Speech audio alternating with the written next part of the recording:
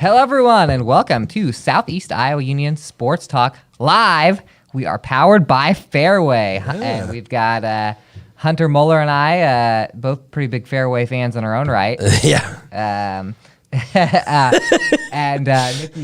Nikki Brackett, Nick Steffens on the ones and twos over there. We apologize if we're a little tired because Hunter, we had a pretty busy weekend. Correct? Yep. And I wasn't on last week because I was at some golf. Hunter and wasn't on last. Good to be back. Right. Yeah, we're powered by Hunter as well. Finally, it wasn't a great episode last week. I'd say it probably ranks towards the bottom, right? It's like it was like the equivalent to what's the Stranger Things episode that everyone hates, the one where she goes to Chicago, 11. Yep. Spoiler alert, season 2. So I mean, come on, guys. Yeah. If you're not in season, Get on it, right? So the reason we're tired is because it's been a crazy couple weeks in spring sports. I don't remember all of them happening at one time like this. No. But I usually think the state track happens, and then we have a little space to get ready for golf and tennis and all that stuff. We've got sports going on in the Southeast Iowa Union area right now. We've got state golf. We've got state tennis. They are competing right now. We'll get to that a little bit after the second break. We're going to go through all of our craziness from state track. Yep. Hunter, we had a couple of second place teams, Columbus and Mid Prairie. Why don't we talk about Columbus first because Mid Prairie's kind of a been there, done that a little bit, and so we'll save them for second. But it was a banner year for the Columbus Wildcat boys. And a wild ride, wasn't it? Yeah, it was. I mean, long time coming for the Wildcats. Obviously, we knew they had some of the best sprinters in the state, and we had some other guys kind of step up from their team in the events that we kind of talked about up there. We kind of popped off with some top 5 finishes. But 48 years to be exact that Columbus, since the last time Columbus has medaled at the state track and field meet. And boy, did they put on a show, needless to say. Yeah, it came right down to the wire there, them in Lisbon. So long story short, Lisbon edged the Wildcats. That's how they finished second, 60-52 in the team standings there. Like I mentioned, came down to the final event for both teams, which was the 4x1. In the prelims to the 4x1, both teams, the previous state record, state meet record in the 4x1 was 43.01. Both shattered that. I believe Columbus ran a 42.69 and Lisbon ran a 42.71, I think. In the final, shattered that even more. I'd have to double check here what Columbus ran. I think it was in the final. It was a 42. 40 something, I think. Columbus ran in the finals of 42-42. Yeah, so which was better than their now state record. Well, then state record. Since Lisbon won, I guess I wish that the finals were slower. That was right. That state record, but for a short time, Columbus did have the state record. So both teams shattered that record again in the finals. Columbus with the 42-42 time there. And then, but Lisbon ran one of the most insane times ever posted in the 4x1 with the 42.10. So that's how Lisbon kind of came out on top. But it was a big weekend for the Wildcats. Tristan Miller. Obviously, he took the state title in the 110 hurdles. Obviously, he was second at Drake Relays. Pretty much dominated the entire field. He shattered the state meet record in the prelims with a 14-12. I mean, which stayed the record. No one beat his prelim record in the finals. And in the final he ran, I believe, a 14:39:35. So obviously, big weekend. I don't think anybody had sub 14 in that final either. So. Big win for him there. Obviously, he grabbed second in high jump. Obviously, New London's Cade Benjamin was the state champion back-to-back for him there. Benjamin cleared 6.7. Miller took second, as I said, with a jump of 6.6.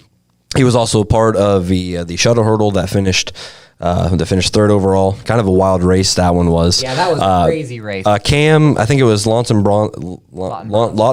Bronson, Lisbon, and Cam Anita were, I think, all had better times coming in than Columbus, because I believe Columbus finished fourth in the prelims. But Cam Anita's anchor on the second to last hurdle hit it, fell down, and got DQ'd. He kind of spun, didn't he? But yeah, he kind of spun, fell down, and knocked the second to last hurdle into the field of Tristan Miller there, and he kind of hopped over and got, they picked up a third place finish, so that was some big points for them there. Miller was going 100 miles an hour as usual to catch up when that happened. It was a little scary that he might get taken out. Yeah, and then another big points for the Wildcats. Caden Amagon picked up a pair of third place finishes. He finished third overall in the long jump with a jump of 20.11.50. That was good enough for third. Shout out to we'll talk about this, but WMU's Cam Buffington took the won the state title there in the long jump. And then he finished 7th in the 100-meter dash. We kind of talked to him after. He was a little disappointed about the 7th place finish in the 100-meter. Kind of used that as motivation in the 200, bounced back and ran 3rd in the 200-meter. Nice points there from Amagon. And then junior Russell Coyle, we kind of looked over, saw he was throwing, and he had a real nice showing, finished 5th there in the discus, and then 8th in the shot there. And then I mentioned the shuttle hurdle. Let's see here. That's Riley Kalberg, Dante Higa, Alexander Reese, and Tristan Miller in the shuttle hurdle. Yeah, I mean, the 4x1 was Jeff Hoback, Kalberg, and Miller, and Amagon all running that as well. So, and I believe, let me look, that was all the Wildcats events. Obviously fell a little bit short, but I know they were pretty disappointed after that 4x1, wanted to win it because that would have gave them the title. Well, I think it would have been a situation like Meepo and Williamsburg. I think they would have tied in points if they would have won. So, well, if they would have had to have beaten Lisbon by, let's see, it was an 8. It was an 8, so they would have had to win and have Lisbon get 3rd, 6. 4th, I think. 4th to take that. So they had, and by the times there was no way that Lisbon would have had to drop the baton with how the times are working. But still, regardless, what I say, 48 years since they've even brought any hardware home from the state tournament. They're losing a couple good couple big seniors really for them. Obviously, they've got Coyle coming back, returning. Amagon's coming back. I was just losing Tristan Miller. Kalberg, I believe, I think he's a junior. I have to double check. Is a sophomore. Look at that. And then Alexander Reese, I believe, is a freshman. He finished 13th, I believe, in the 110s, I believe. He did. I was going to say one of the most impressive things, one of the things I really liked about when Tristan Miller broke the 110 hurdle record at prelims was the first thing he said was, he was like, yeah, it's pretty awesome. Hopefully our freshman Alexander Reese will break that one day. And then he talked about how Alexander was the fastest freshman in the 110s, which was he was 13th. Being like, my teammate's going to break that here pretty soon anyway. Also, I would just like to say that every single event that Columbus ran in, you only score if you're top 8. Yeah. Every single event, prelims or finals, 13. They were top 13. Yep. So there's 24 teams. That's pretty impressive in each thing. So they were very, very, very good. I mean, 8 points away from a state title. Definitely a banner year. Kind of, you could say a cherry on top of what was a really good year in Columbus sports. They still have Columbus WME baseball coming up. But yeah, because they pretty much, looking at the season, they pretty much swept the SEC in the sprints. Pretty much like Tristan Miller, one of the things he said is he wanted to be kind of the undisputed 100-meter or 110-meter hurdle champ, and he never lost all season long. So that was about as undisputed as you can get. Well, I guess he lost to Drake. He lost to Drake, yeah, technically, but and I think 1A. And we swept the 1A events, I should say. So, along with that, we had a second place finish from Mid Prairie. Now they had won 4 state titles in a row, but I would say, given the senior points that they lost last year, I don't know if it would have really been expected to come as close to winning a 5th straight as they did. I thought almost every single Mid Prairie girls track event hit or exceeded expectations. Right. They never had a flop. That's what we said. And so we had a few winners. One very perennial, that was the word I was looking for, a perennial winner in Danielle Hostetler. Danielle has one of the craziest stats going right now as a junior. She has not lost the Class 2A cross-country race, and she has not lost the 3,000. So the two... she hasn't lost the 3,000 at state. So the two Class 2A longest races, this is the closest I've seen her to losing the 3,000. Real nice kick there at the end. Yeah, she ran 10 minutes, 20.73 seconds. And what it was about, last lap, first turn there, the girl ahead of her, now let me get this girl's name here. It was that Hillary Trainer of Sumner Fredericksburg. Yep. Started to pull away from her a little bit. And Danielle had a great quote. She said, one of the probably the best quote of the weekend, I'd say. I'll pull that up on my notifications because I know a lot of people. I've got it right here. Like that. You got it? Yeah. So probably one of the best quotes that we've got. She said, "There comes a point in a race where you have to choose. Am I going to have the temporary pain and really make it hurt, or am I going to have regret? Thankfully, God gave me the strength to choose the pain." I mean, that was like the hardest quote I've ever heard from him. She also got 3rd in the 1,500 and 8th in the 800. Yep.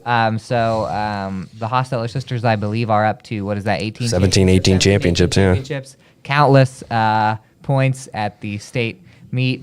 For a lot of you track fans that used to watch Anna and Marie beforehand. But we got another sister coming up, so that's Mid Prairie's in pretty darn good shape on the distance. And then a win in the 4x2 relay. Yeah. Now, this is not something that Mid Prairie often wins. Yeah. There was not a Hostetler First ever. in this. First ever 4x2 First champ. ever 4x2. There was not a Hostetler in this 4x2. There was Tabitha Evans on the anchor leg. This is Madeline Schrader, Amara Jones, Jovi Evans, and Tabitha Evans, 3 seniors and a freshman. One of the more exciting times of the weekend. We were both on the track when this happened. Yep. 1 minute 44.49 seconds for the 4x2 championship, and they won it. I checked back on my picture of Tabitha getting finishing. Yeah. There's nobody else in the picture. You know, Yep. it's got a little space behind her, so that was really cool. And Great it was run just for kind of them. a cool thing to watch. You know, these are 3 senior sprinters, and then they've got Jovi Evans coming in and kind of giving them that 4th leg, and they're in a pretty perfect race there. Yeah, and we kind of talked to that, same group of girls a lot over the weekend. Yep. And it was like, I don't know, it was just nice that for them it was kind of like, passing the baton. No pun nice. intended, but Nice. to Jovi Evans there, and she showed out being a freshman and running with those girls. So It was kind of a running joke how often we talk to the because they have a lot of the same girls in the relays. Yeah. In fact, well, here I'll just say the 4x1 got second. That's Jones. That's Strader, Jones, Evans, and Evans. Same exact group. Yep. And the 800. The sprint medley. I hate when I see 800 medley. Yeah, I know. The sprint medley of Schrader, Nevaeh Decker, Evans, and Evans got 3rd. So a lot of familiar names there and common names on those relays. And then the distance medley of Schrader, Jones, Evans, and Daniel Hostetler got 2nd. So that's 4 relays in the top 3. And is Amara Jones in all 4 of those? No, she's missing. She's missing. She's not in the 4x1, 4x2. But is Madeline Schrader in all of those? yes, Madeline Schrader is in all of those, so she had a huge weekend herself. And then do we see how many points Mid Prairie scored? They scored. let's see here. So Van Meter took the champ. Yep. Van Meter took it with 71. 71, and then 3rd place is 36. So there was quite a gap between the two. And another huge year for Mid Prairie. They continue the dynasty. I don't think it's slowing down anytime soon. Yep. You still got another Hostetler. Jovi Evans looks like she's going to be a pretty promising sprinter there. They do lose a lot of seniors this year, but I was telling somebody that I went to a cross-country meet. We don't get a lot of middle school stuff, but I did go to a middle school cross-country meet this year where Mid Prairie, I think, had the first 6 runners go through. So they have plenty of speed behind them. And we had some other state champions, Hunter.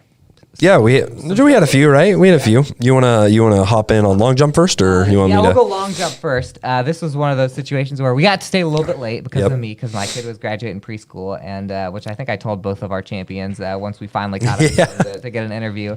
We'll go with the first one, which was Winfield Mount Union's Cam Buffington. He had not scored in the long jump. I believe he got 9th last year. We've kind of seen him hit that mark a few times this year. We were like, oh, Cam might win this. Win this long jump, which I don't know how much he works on it during the summer, but obviously he's going to be at a lot of football camps. Right. So he went out there, first jump, boom, that was good enough to win the state championship. Let's see, what is his Thursday field events? Let's go ahead and get his jump here. It was 21 feet 8 inches even, which won by just over 4 inches over Carter Sievers of Newell Fonda. And then we said Caden Amagon got. Yeah, how about this? Cam Buffington first, Winfield Mount Union. Columbus's Caden Amagon 3rd. Waco Simeon Reichenbach 6th. Hillcrest Owen Scott 11th. So 4 out of the top 11 long jumpers in Class 1A boys came from the Union area, which is pretty insane. That is pretty insane. And let me see, what jump did he get this in? He got that in his 2nd jump, so he was in first place the entire time. Never wavered on that one. And then we knew that we weren't going to get to Cam because he went earlier. He was early, There's yep. no chance we were catching up. But we had hope for. We had a little bit of hope because Highland Sarah Burton, who we knew had a pretty good chance to win in the 1A girls, was not only still jumping while we were getting closer to Des Moines, but she had the 100-meter dash to prepare for, and we knew that she would. We knew that might back up the long jump a little bit. Still didn't make it in time, but 17 feet, 8.25 inches. Sarah Burton, a high jump champion, she jumped over 17 5 times in a row. and not another girl in that competition hit 17. So Right. she not only won it, but she won it over and over and over again. That was her first state championship. She got third last year, I believe. So that was a cool moment for her. A junior, just like Cam Buffington. So we have two, not only two champions, but we're going to have two defending champions next year. So Sarah Burton, big win for Highland on that one. Yeah, and I just remember talking to her, and it seemed like she was so pumped about it. And then, the only time she didn't hit 17 feet was after she had to go and run the 100 and come back, 100 prelims, come back. Which last year she did the same thing. She runs in the 100-meter dash, and the prelims hit right at the end of the long jump in 1A. And so she gets called away from the long jump. I think last year she had only jumped 3 or 4 times. Yeah. This year she had jumped 5, I believe, and then went and did her. Which probably helped her quite a bit because she was able to get, kind of that jump. Well, and by that time she kind of had an idea that, no one else had jumped even 17 foot. So you keep watching people not hit 17. And she qualified in the 100-meter dash. She got 8th, so she got a point there. Sarah Burton had all the points for Highland on that one, and a promising thing for Highland next year. Although they do have a lot of seniors that are in there. Relays that all make it. Burton was a 4-time qualifier there. So yeah, and 11 points. Did I say she had 9 points? She had 11 points because she won and she got 8. Yep. So there we go. How about we still got more state champs left? Yeah, we've got old Anthony Duncan out of Van Buren County. Cool one. This is a cool little story. So probably one of the things that shocked me the most out of our state champions was I didn't realize Anthony Duncan had only started running 2 years ago. He's now a senior. So his first year of running was last year. And a year ago, Duncan finished 5th in the 400 hurdles. This time, state champion. Yeah. We were kind of, coming in, I think he did have the best time, but it was kind of something that we were, watching. Like, oh yeah, we got Anthony Duncan up now. Yep. And, he gave heck of a kick there over the last hurdle to pass. I believe it was Jade. I can't remember the kid's name or where he was from, but it was Jaden something. Diamano or something like that. Diamano or something like that. But and I believe that kid was a 3A champion last year that he passed there right on the right at the last little stretch there. So he ran 54.97 in the 400 hurdles for his state championship time. New personal best for him there. Mentioned 4 spots up from last year, finishing 5th. He was kind of really pumped. He said, if you would have told me when I went out for track last year that he would have been a state champion, he would have just kind of laughed at you. So, that was kind of the craziest thing, that he didn't even think about going out for track, and then just went out, and all of a sudden, after 2 years, he's a state champion. Crazy enough, just to throw in another name, Waco's Odie Chefanchuk was a foreign exchange student from the Ukraine last year, stayed over this year. He had not thrown the discus until last year either, and he was 3rd in the discus. So we had 2 kids that had literally never done this sport. Yep. And then 2 years of work, and they are state champions. That's kind of a crazy thing to think. Yeah, and in 2022, Duncan also finished 13th in the 400 Open 4 this year. 3rd place finish for Duncan in the 4. He ran 50.04 for the spot there. So, and it was a nice little competition to run in between him and Mediapolis' Anthony Isley, who ended up getting 2nd in the event. And those two have kind of been going back and forth in that event when they've been at the same meets and stuff like that. So, looking back to his junior year, 13th finish in the 400, 5th in the 400 hurdles, and now he's 400 hurdles state 2A 400 hurdles state champ, and 3rd in the 400. So big points for him right there. Speaking of big points, we're going to go to another state champion here. And I will tell you what, we're talking a lot about Columbus and Mid-Prairie, right? Columbus boys, Mid-Prairie girls. Well, we're always talking about Mid-Prairie girls at this point, but I've got a prediction for what we're going to be talking about 1 year from today. Maybe I guess. Can I? Sorry. The Pekin I was going to guess it anyway. Are next up to be a real track power. Pekin's already good at track. Yep. But they have so many points from their freshmen and sophomores this year. And one of those 16 of those points came from the throws. Anna Hadley came out and threw 134 feet 10 inches in the discus to be a state champion. After she said she thought they mismarked it, she didn't feel like it was 134, which was really 135 as we round up there. Right. But that was really cool to see. She's a freshman. We've seen her throw crazy marks this year. We knew she was going to be in it. But there were a lot of good girls she was running against. Audie Crooks had just won the shot put the day before. She ended up getting fourth. That's the future Iowa State star there on the girls' basketball court. Hadley had only thrown 123 feet 6 inches in her third, going into the extra throws. Of course, top 8 if you're not familiar with track. If you're in the jumps or the throws, if you're top 8, you get 3 extra throws at the end. And then whatever your throw/jump was that was the best, that's what they go by. Fourth throw, 134.10, and then right after that she threw 134.04, so she would have won it on either of those throws. That was really impressive, and she had some really good throwers to go against. And then the shot put, she actually was going to miss the finals in the shot put until her third throw. And she threw 36 feet 4.5 inches on her third throw, and then when it got into the extra throws, threw 39.175 for third place. So not only is she won the discus, she was third in the shot put, and I do believe that the first and second on the shot put were both seniors. So that's huge potential points for her. And then another freshman, Chloe Gosser, in the I don't want to screw it up, 1500. There we go. I was making sure it's not the 3000. In the 1500, she took fifth and gave the Panthers 4 points. So some big ones there. And then also Casey Miller took seventh, tied for seventh on the high jump to get a point there. They kind of it was a tie, so they had to usually seventh gives you 2 points, but it was a tie, so she got 1 point for that. She's a sophomore, so that means 3 underclassmen scored that many points for Pekin. And then I was looking at so in the Class 1A standings, Pekin got 9th, right? Yep. The team that won the Class 1A girls only had 4 girls on it. Yeah, I remember we saw that. We're like, is that right? 4 girls. One girl won 3 races and then anchored a relay. 38 points, right? Yep. Pekin scored 25 points, tied for 9th. That's 13 points away. And then in Calamus Wheatland, the team that won was a few points ahead of National Playing Field. Now their studs are still coming back next year. Yep. But that means 13 points is only...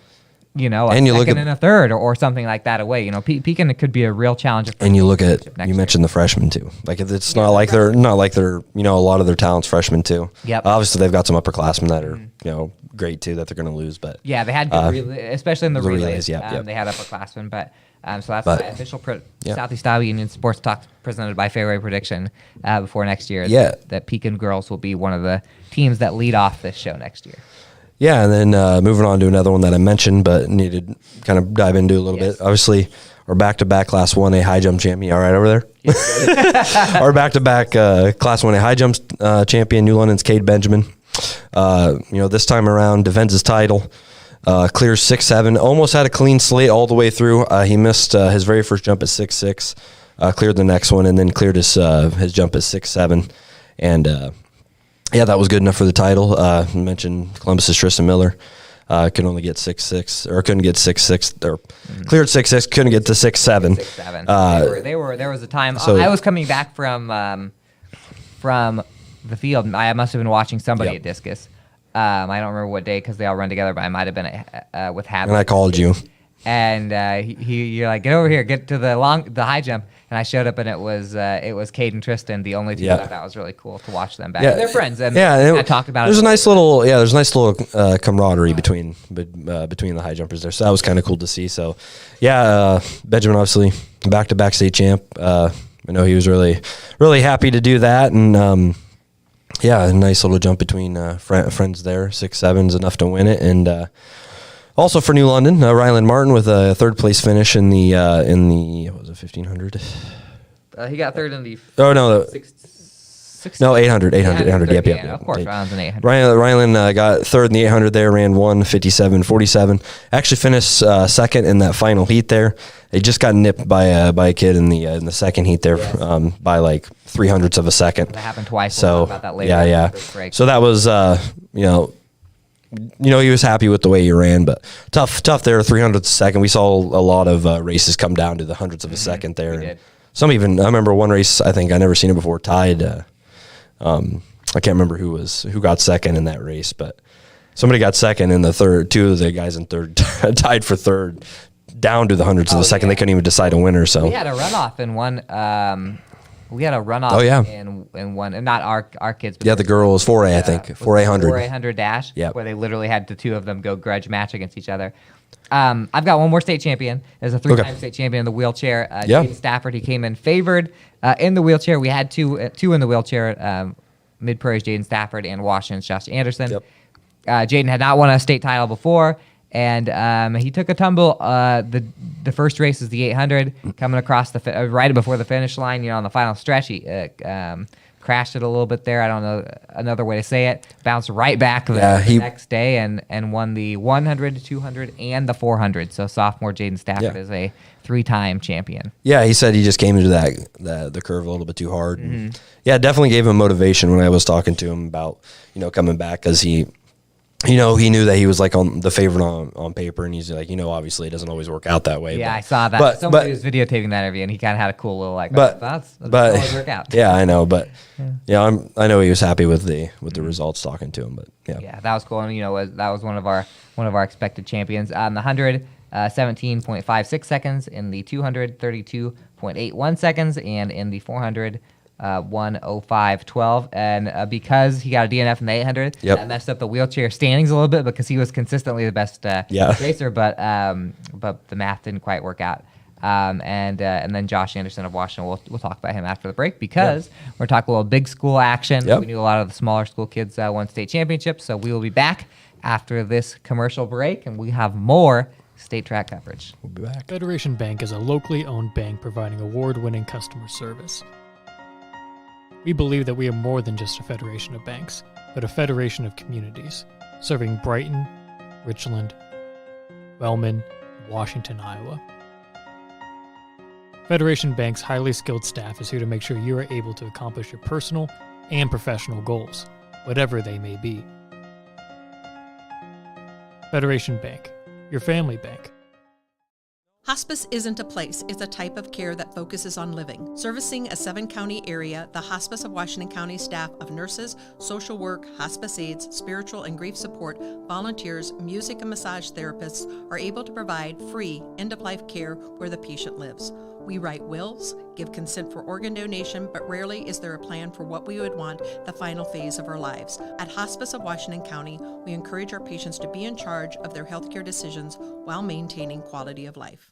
Unbelievable amount of devastation. I've never seen anything like it. We had a beautiful barn that was gone in 20 minutes. Farm Bureau stepped up right away and said, hey, we got you and we'll be there for you. We were taken care of. Now we could get on to repairing and rebuilding. I tell everybody about Farm Bureau. We're fortunate to say we have good coverage with good people doing it.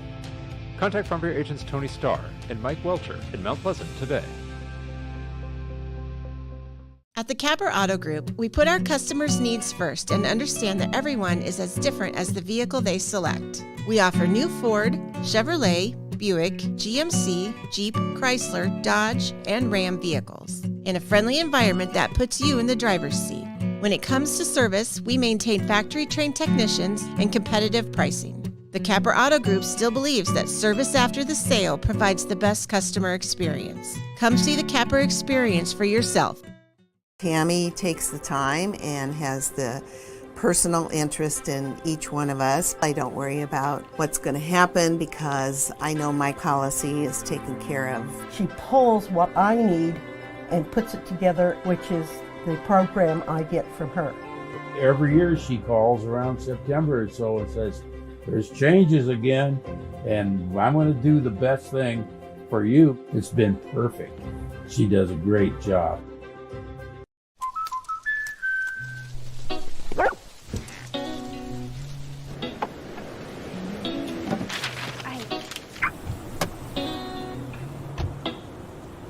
Protection is important, especially when you're talking about your dreams, which is why we're going to keep you covered with plans that can save you up to 23% when you bundle your home and auto. That's protection.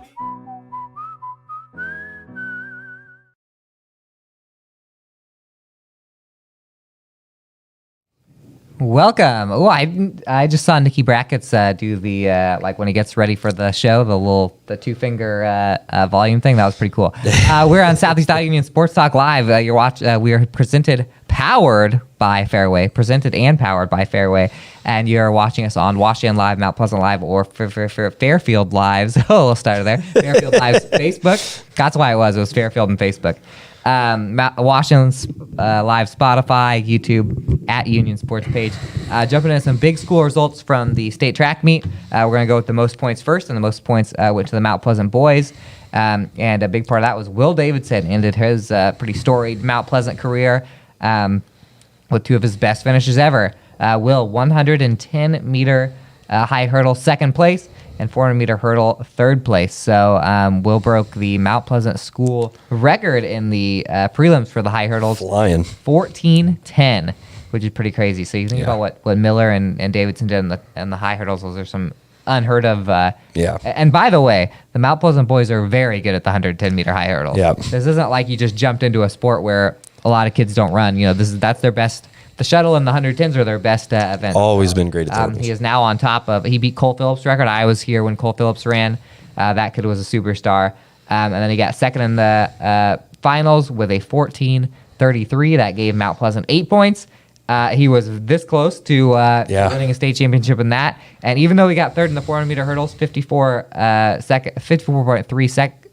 seconds, he was about this close to winning the 400 hurdles. You were talking about how Anthony Duncan got nipped by a runner in the heat right before him. Same thing happened to Will Davidson in the 400-meter hurdles. Yep. The two in the fast heat were going right down to the wire, and the kid barely beat him. And then, if you imagine a little ghost runner from the first heat. Was even closer, right in the middle of those two. So third place, and then Avon Trong scored for Mount Pleasant also with a long jump of 21 feet, 7.75 inches. So that's how, and Isaac Gerald in the shot put, which we'll talk about here in a second, the shot put for a different reason, but 51 feet, 3.25. And those are all your scores for the Mount Pleasant boys. Not too bad of a, they're on their way back a little bit, not too bad of a showing. And then, Hunter, you got the Washington boys. Yeah, for Washington, obviously, the regional, the track regional didn't go as planned for, reasons for, senior Elijah Morris, one of their probably arguably, their top, track star coming out of Washington there. Memory, yeah. Yeah, defending two-time 400 state champ, obviously had an injury, so he qualified for the 100, qualified with the sprint med, but couldn't run either of those events at state. Didn't even get a chance to run his 400, and he was favored in the 200 and was, I think, third in the 100. Coming in, Washington's Braden Hartman, obviously one of the favorites there in the shot put. We talked about people, coming so close. Oh yeah, his was literally came down to the final throws of final three throws of the competition. On Hartman's second to last throw, he threw 57 feet 8 inches. That was good enough to put him in the lead on a second to last throw. And you and I looked at each other, and he kind of celebrated like, it just kind of let out a roar of emotion because was it a let's go or was it or something like that. He was definitely pumped. Quiet guy, but he was pumped when he threw that one. Yeah, and then I can't remember the Dubuque Wallards, Duke Faley came up on his. I believe he was right after. It was right after because it was his fourth throw. So through. I think Braden's throw was on his third, and so then you do the warm up before the next throws, and on the fourth throw is when the Wallard kid PR'd there. And then Dubuque Wallards, Duke Faley on his next attempt through 58, 2.75 inches, 58 feet, 2.75 inches. So and then Hartman got one more throw, couldn't quite get there, and then.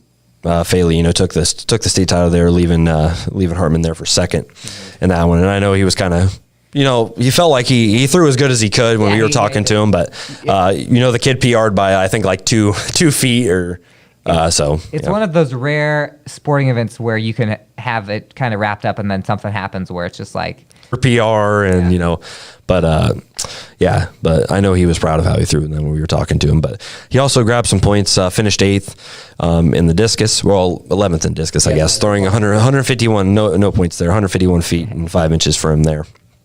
The Washington boys got points in the wheelchair. We talked about Josh Anderson. Yep. Second in the 100, fourth in the 200, and fourth in the 400, which was big for him. First time, obviously, he's a freshman. And then the Washington girls a few points. Couple seventh place finishes. Couple seventh place finishes. Iris Dahl, 2:19.61 in her first ever 800. That's a name to watch in a lot of those distance events. Young She's runner really good for in them. cross country too. And then Grace Voss, a senior, closes her career out tied for 7th. And the high jump, a few more ties on the Voss, 7th place on the Miller from Pekin earlier. So she got 0.06 points for the girls, and that one cleared 5 feet even. Yeah, and we should shout out Fairfield. No points scored by the Trojans, but their best finisher was Ryan Giberson, who cleared 5.11 high jump that tied in for 14th. Yep. And then Eli Zillman also jumped for the Trojans. And then for the Fairfield girls, the shuttle hurdle, I'd have to double check of. Yep, shuttle hurdle. Shuttle hurdle made it, which was I'd have to double check. Get it off your head. Maya Lane, Lily Bergeron. Got 2. Hit me. No, I don't have it up here. I was looking it up so I don't mispronounce anyone's name here. We watched Fairfield on the shuttle hurdle. There are only girls shuttle hurdle in 3A. Yep. Maya Lane, Lily Bergeron, Haley Rainier, and Isabel McCree. Yep. There you go. And they got 21st, 1:12:53. Yep. So that's all we got for big school track. We're going to take a commercial break, and we're going to run through the other sports as best we can because they're all happening as we speak when we get back in about 2 minutes. So stick with us.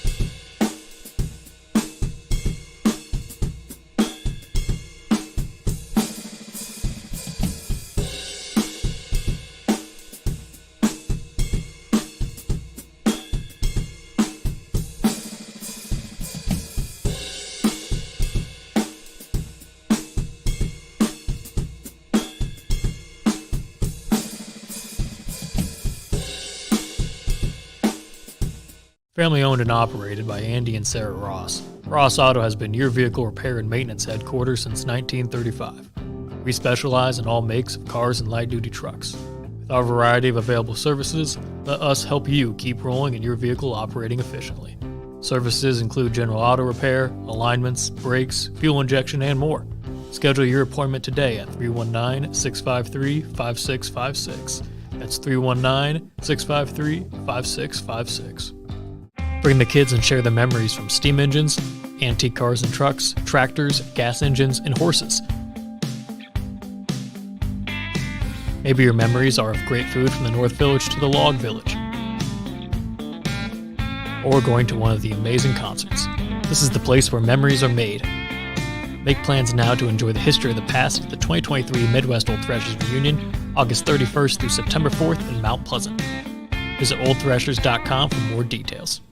At 5 Star Community Credit Union, we want to help you lead a better life. We offer competitive rates and convenient appointment times for all kinds of loans: auto, recreational vehicles, home equity, line of credit, holiday, and personal loans. We make it easy to build your credit and enjoy the good things in life. We invite you to join 5 Star Community Credit Union. We are community-minded and member-focused. Come visit our locations in West Burlington and Mount Pleasant or online at 5starcu.org. Federally insured through the NCUA, Equal Housing Lender. At Brown Shoe Fit, we pride ourselves on traditional sit and fit service that's been serving the Mount Pleasant area since 1952. At Brown's, we have shoes for the whole family. From kids to adults, we carry the finest footwear for every occasion. Whether you're looking for something for work, casual wear, or exercise, we've got you covered. And don't forget about our selection of safety toe footwear for both men and women. Come visit us 6 days a week and experience the best in traditional sit and fit service. Brown Shoe Fit, where quality and tradition meet. Welcome back to Southeast Iowa Union Sports Talk. Who are we powered by, Hunter? I can't remember. No, I'm just kidding. Fairway. Fairway. I'm just kidding. You hit me well on that one. I didn't think that was coming. That one, you deflected that one. All right, Fairway. I actually remember, but I just you hit it back so fast. You're like, Fairway. That was a good one. Now I'm rattled. We are on Washington Live, Fairfield Live, and Mount Pleasant Live's Facebook, Washington Live, YouTube, and Spotify. At Union Sports page, we always pin. Did I pin it this time? Yeah, I pinned it. We always pin the show. That way, it's the first thing on the Twitter. We're going to run through some other sports here quick because they're going on currently. In Ames right now, the state golf meet is going on. After day one, the Class 3A leader by 3 strokes was Roman Roth of Washington, our only Class 3A competitor. He got 7th. He tied for 7th last year. And he went +1 yesterday. Of course, there's 2 people tied at +4 behind him. So that is something we were paying heavy attention to. I texted Coach Colin Stark this morning. I knew I screwed that up. I texted Colin this morning. And I said if he could give us a call. I was kind of hoping that they would just really, really go fast today and he could call us during Southeast Iowa Union Sports Talk, but that's wild. They won't be done for another couple hours here over in Ames. He was the only individual in 3A. In Class 1A, Hillcrest yesterday was just 2 strokes off of first place. They were in third. They were 1 stroke back. They're tied in third, 1 stroke back of second, and 2 stroke backs of third. And all 9 teams were separated by 13 strokes, which is crazy. So Hillcrest could literally get first, last, anywhere. Usually 10 or 11 strokes is what separates the second or third team or whatever, and everybody's squeezed in there. Rowan Miller was shot an 81 for the Ravens yesterday. And let's see, Jason Rimple 84, Luke Schrock 85, Seth Hours 87, Liam Schrock 88, and Josiah Beachy 96. And we do have one individual over there, Mason Shelley 86. And they've got a few holes done today. It looked like Shelley had a pretty strong start to today, unless I can do some breaking news right now if you want. Break news. So tied for 5th is Rowan Miller of Hillcrest Academy. All right, so he's moving on at plus 11. He was 8th, I believe. Yeah. And their next highest, I won't go down through all the list to find everybody, but I just get you. It might be a little inaccurate though because it's based on how many holes are in. Oh yeah. And so he's through 6. Through 6. That's what it says. Got it. But then Mason Shelley, a little farther along through 14. He's tied for 16th. Perfect. Yeah, so they're moving up a little bit. We'll have all those on. Trying to find the teams. teams. If you get the newspaper tomorrow, tomorrow's newspaper has day 1 results in it. It's online right now, and then the next days we'll have the full results. Team right now, Hillcrest Academy has moved into 2nd. There we go. 1 stroke behind leader Remsen St. Mary's. Wow, that's crazy. Remsen was 2nd, I guess. And it looks like if everything goes as it is, it's looking it could shake out that way because both Remsen St. Mary's, Hillcrest, and Cam were all separated. I believe you said by 1 stroke. By 2 strokes. Yep. And now Hillcrest Academy are kind of out in the open right now, separated.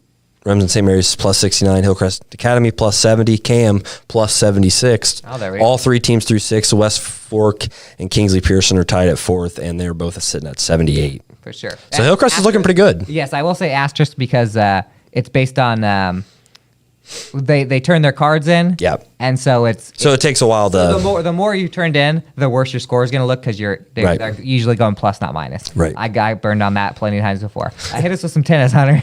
Yeah, we have basically, a duo left alive, doubles duo left alive from Fairfield. Obviously, state. Just boys, by the way. Yeah, boys tennis.